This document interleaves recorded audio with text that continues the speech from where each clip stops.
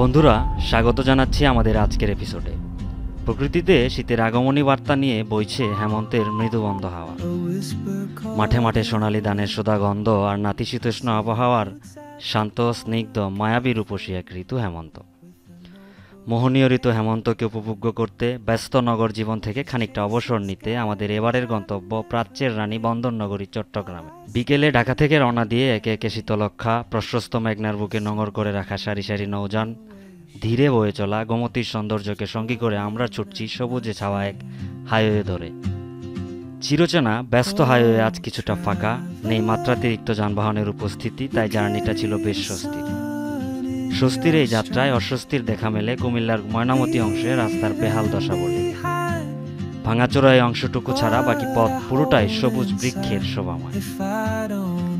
জানালায় দৃষ্টি রাখলেই চোখে পড়ে দিগন্ত জোড়া সোনালী ফসলের মাঠ, আবহমান বাংলার চিরচেনা সবুজ শ্যামল প্রতিচ্ছবি।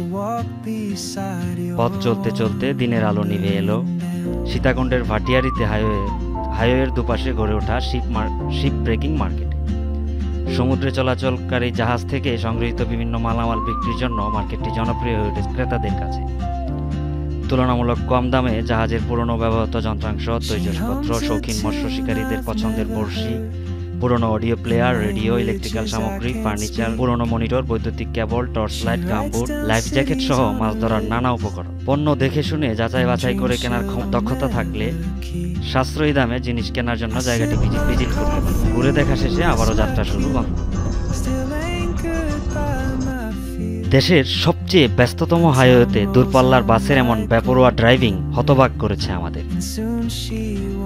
পরদিন মর্নিং বাইবে ড্রাইভ করব বলে রোদেলা সকালেই ফেরার পালা। দুপুরে আহারের জন্য বিরতি নিলাম ফেনীর শেষ প্রান্তে নয়নাভিরাম সুবিশাল জগন্নাথ দিঘি। এটি কোনো হাইওয়ে রেস্টুরেন্ট নয়, তবে যারা হাইওয়ে রেস্টুরেন্টের খাবারে তৃপ্ত নন তাদের জন্য বেস্ট অল্টারনেটিভ।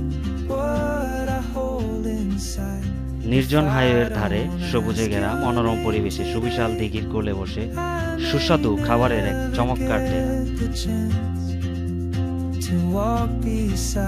নানা পদের ভর্তা, ভাজি, মাছ মাংসের রকমারি আয়োজন ভোজন রসিকদের মন ভরবে, এটা বলা যায় নির্দ্বিধায়।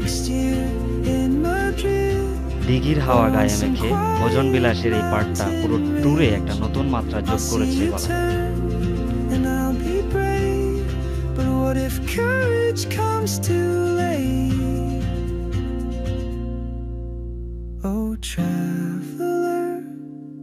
ফিরতি পথে এই যাত্রা বিরতি ছিল পুরো ভ্রমণের সবচেয়ে প্লেজারেবল মোমেন্ট।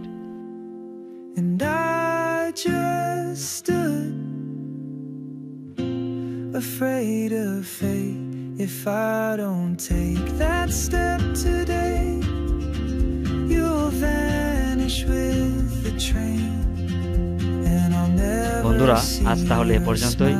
আবারও দেখা হবে নতুন কোনো গন্তব্যের খোঁজ খবর নিয়ে নতুন কোনো এপিসোডে। সে পর্যন্ত সবাই ভালো থাকুন, সুস্থ থাকুন, নিরাপদে থাকুন, রূপসী বাংলার সাথেই থাকুন।